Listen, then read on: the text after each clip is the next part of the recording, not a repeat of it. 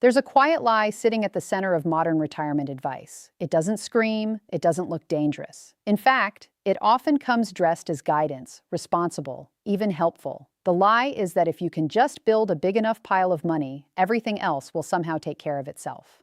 That sounds reasonable until retirement gets close. Then the abstract ideas stop feeling abstract. 5 years is not forever. 5 years is 2 car cycles, a few market swings, maybe one health scare, maybe one change at work that makes you see time differently.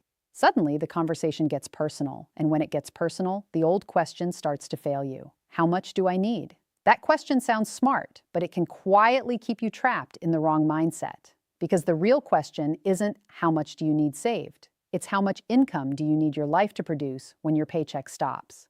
That shift matters more than most people realize. It changes what you pay attention to. It changes what you fear. It changes which decisions actually move the needle over the next 5 years. If you get that one thing right, retirement stops feeling like a foggy cliff and starts looking more like a roadmap. Think of it this way. Your income floor is like the foundation of your house. Strong, underground, invisible, but holding everything up. Your savings are more like the furniture. Nice furniture matters, of course, but if the foundation is solid, you live with a very different kind of calm. A lot of people have beautiful furniture and a shaky emotional foundation. Their account balance looks impressive. Their neighbors assume they are set, but inside they are still doing nervous math in the grocery store, still checking the market before breakfast, still wondering if one bad year could throw the whole thing off. That is not security. That is performance pressure.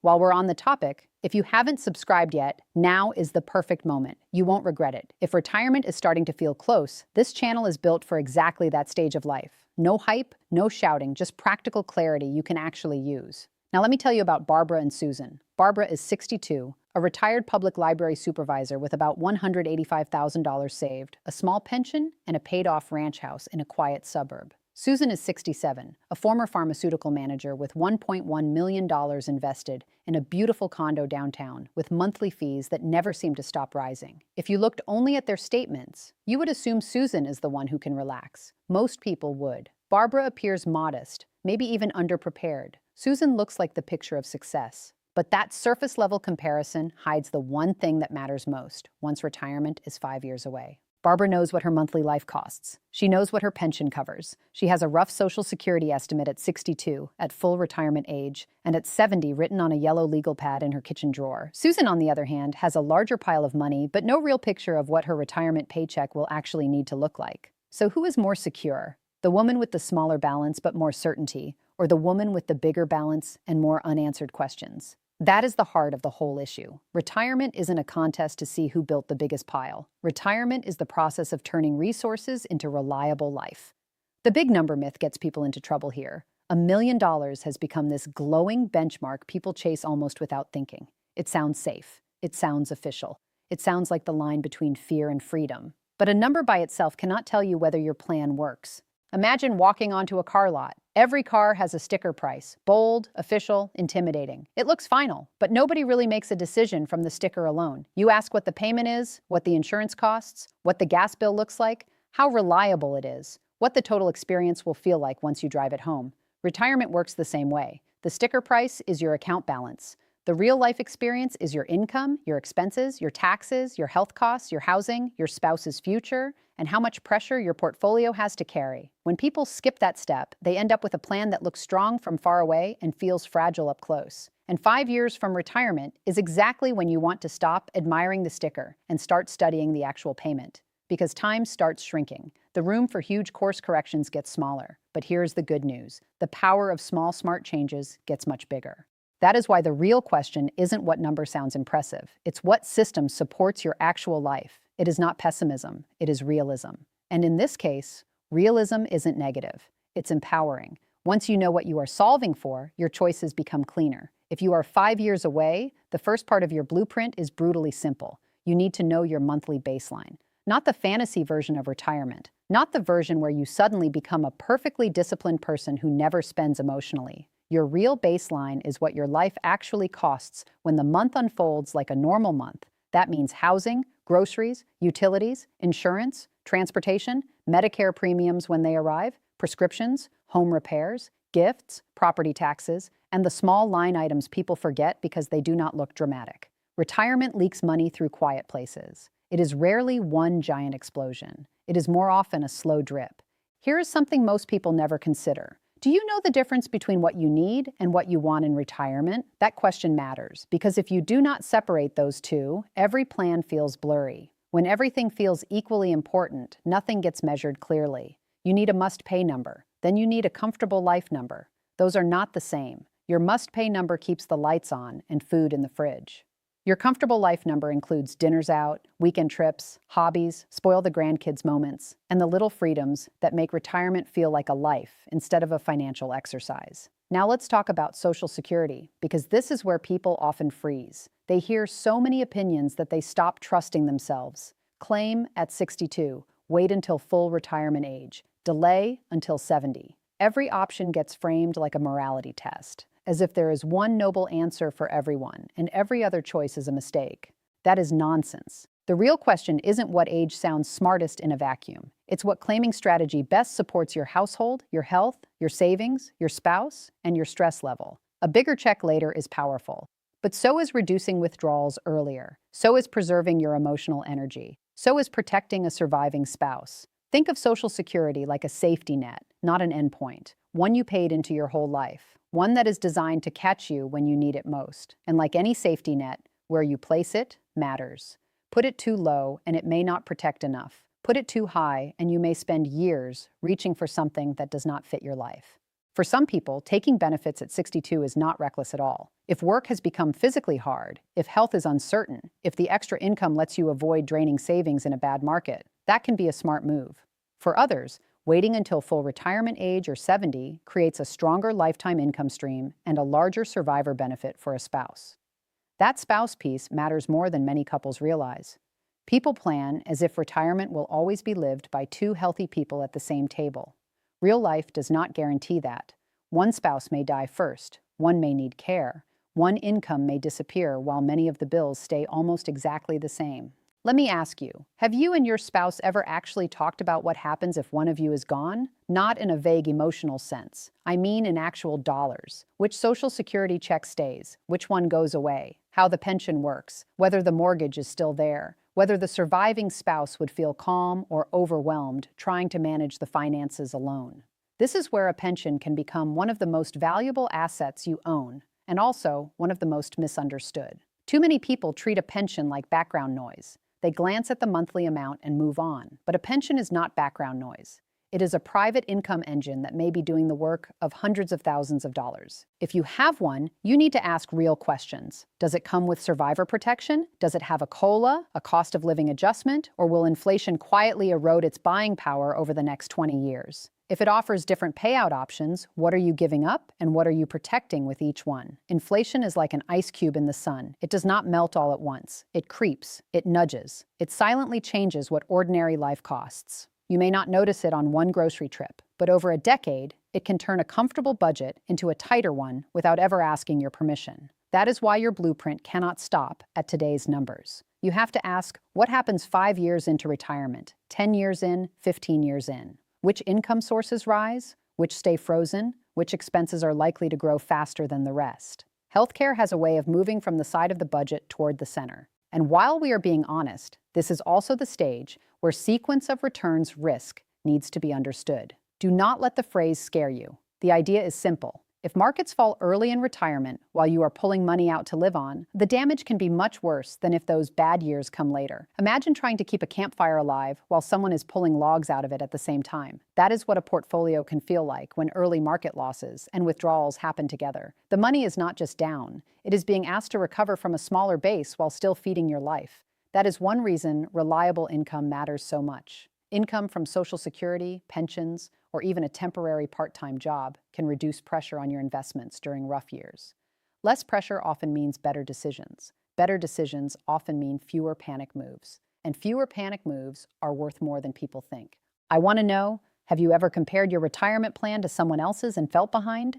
That feeling is incredibly common, and it is often built on incomplete data. You are comparing your inside story to their outside presentation. You see their balance. You do not see their spending, debt, taxes, family obligations, or sleep quality. Barbara looked behind when she compared herself to people with larger accounts. Susan looked ahead on paper but behind emotionally. Barbara had a pension of just over $1,450 a month, very low housing costs, and no debt. Susan had more assets, but higher fixed expenses, no pension, and a habit of treating market gains as permission to spend and market drops as a personal emergency. When Barbara ran her actual numbers, she was surprised. She still needed her savings, of course, but she was not starting from zero. Her Social Security plus pension could cover a big part of her baseline life. Her savings were there to support flexibility, not to perform miracles. That changed the whole emotional tone of retirement for her. Susan had the opposite discovery. Her $1 million-plus portfolio looked like freedom until she translated it into monthly withdrawals, tax effects, condo fees, travel habits, and inflation over time. Then she realized her problem was not scarcity. Her problem was that her lifestyle kept asking her investments to do all the heavy lifting every single year. Numbers matter, but how you feel about those numbers, that matters just as much, because feelings drive behavior.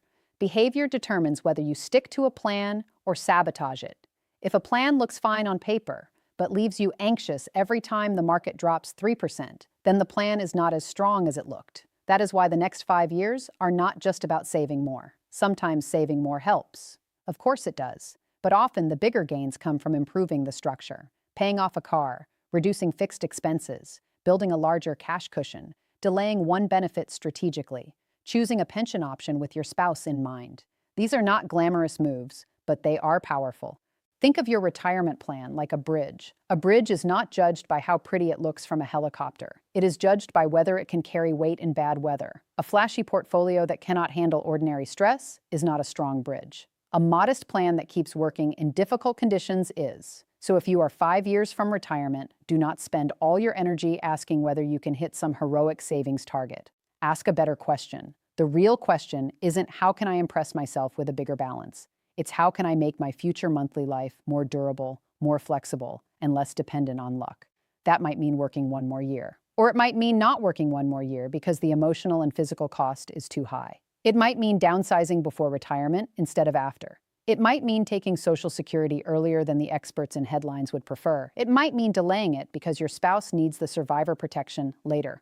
Quick check. Do you know your full retirement age for Social Security? Most people do not. They know 62, they know 70, but full retirement age is the quiet middle point that affects reductions, credits, and the shape of your decision. If you do not know yours, that is one of the easiest helpful facts to fix this week. Another thing people get wrong is assuming retirement expenses always drop. Sometimes they do. Commuting may disappear, work clothes may matter less, you might stop putting money into retirement accounts, but other expenses rise to fill the space. Home time costs money, healthcare costs money, helping family costs money, free time has a way of inviting spending. This is why expense underestimation quietly hurts so many decent plans. It is rarely because people are irresponsible. It is because they plan retirement like a spreadsheet event instead of a lived human experience. Real life has birthdays, broken water heaters, dental work, gas prices, insurance renewals, and seasons where you simply want to enjoy yourself a little. And yes, enjoyment matters.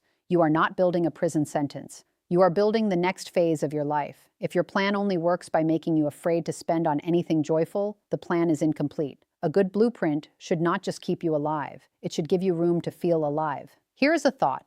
If the system only rewards you with almost enough, you will spend your entire life chasing more. How does that make you feel? Because many people are doing exactly that. They hit one target, then move the target. They hit another, then compare themselves to someone richer. It never ends. At some point, you have to define enough in the language of your life, not the language of comparison. Enough means your bills are covered. Enough means your sleep improves. Enough means the surviving spouse is protected. Enough means a market headline does not ruin your Tuesday. That kind of enough is far more valuable than bragging rights. Now let me give you the heart of the blueprint. First, calculate your income floor. That is Social Security, at different claiming ages, pension income, and any other dependable monthly money. Second, separate your baseline expenses from your lifestyle extras. Third, test whether your guaranteed income covers the basics or how much of a gap remains. Fourth, pressure test your savings. Look at what happens if the market is rough in the first few years. Look at how much cash you may want on hand. Look at how much flexibility you have to reduce spending for a season if you need to. Fifth, build your survivor plan so one death does not turn a sad season into a financial crisis. That framework sounds simple because it is simple. Simple does not mean easy. It means clear. And clarity is what most people are missing. They are trying to feel confident without ever turning vague hope into specific numbers. Hope has a place, but hope is not a blueprint. Here is something to think about. If you found out today that you are actually on track, how would that change your week? Would you breathe differently? Would you stop avoiding your statements? Would you talk to your spouse with a little more peace? Sometimes the numbers are not the thing crushing you. Sometimes it is the uncertainty. Barbara found that out. Once she knew her baseline expenses and her income floor, she stopped treating every purchase like a threat. She could say yes to a weekend trip with her sister without feeling reckless. She could replace an aging appliance without spiraling. She was not rich. She was clear. That made her feel freer than she had in years. Susan found out something different. She learned that more money does not automatically create more peace if the structure underneath it is weak. She had to adjust. She cut 2 recurring expenses she barely valued, revisited her withdrawal rate, and delayed 1 planned upgrade to her condo. None of that felt glamorous. All of it made her future stronger. And here's the deeper truth. The final years before retirement are not just financial.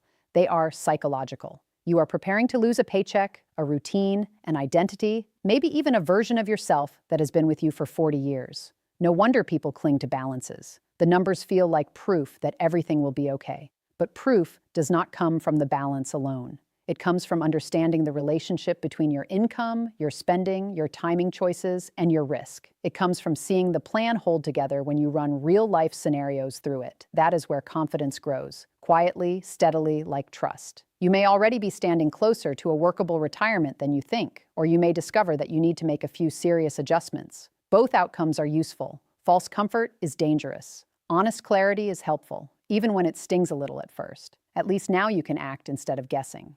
If you are still earning, the next 5 years can do more for you than the previous 15 if you use them well. Not because you suddenly become a different investor, because every decision now touches retirement directly. One debt paid off now removes pressure later. One claiming decision now shapes decades of income. One serious conversation with your spouse now can prevent years of confusion. Let me ask you something personal. Have you ever avoided opening your retirement statements because you were afraid of what you'd see? A lot of smart people do that. Shame loves vagueness. Fear loves shadows. But numbers, even imperfect numbers, get less scary once they are on the table in plain view. So pull them into the light. Gather your Social Security estimates. Pull your pension documents. Review your savings and where they are held. List your monthly expenses honestly. Then ask the quiet questions people avoid. What if inflation stays sticky? What if one of us dies early? What if I retire into a downturn? What if the plan needs a smaller house and a bigger cash reserve? These are not dark questions. They are mature questions. They are loving questions. They are the questions that build a retirement with fewer hidden cracks. Remember the house foundation. You do not strengthen a foundation by hanging prettier curtains. You strengthen it by going underneath, seeing what is real, and fixing what needs fixing. Another place people get surprised is taxes. They assume a withdrawal is a withdrawal, and that is the end of it. But money comes out of different accounts in different ways. Some dollars arrive clean and simple. Some arrive with a tax bill attached that quietly changes what you really have available to spend. Think of it like carrying water home in 2 buckets with tiny holes in the bottom. From far away, both buckets look full. But by the time you reach the front door, one has delivered more than the other. That is why you cannot build a retirement paycheck from gross numbers alone. You need to know what will actually land in your checking account. This matters even more if most of your savings are in tax-deferred accounts. A large balance can create a false feeling of room. Then real withdrawals begin, and the spendable amount feels smaller than expected.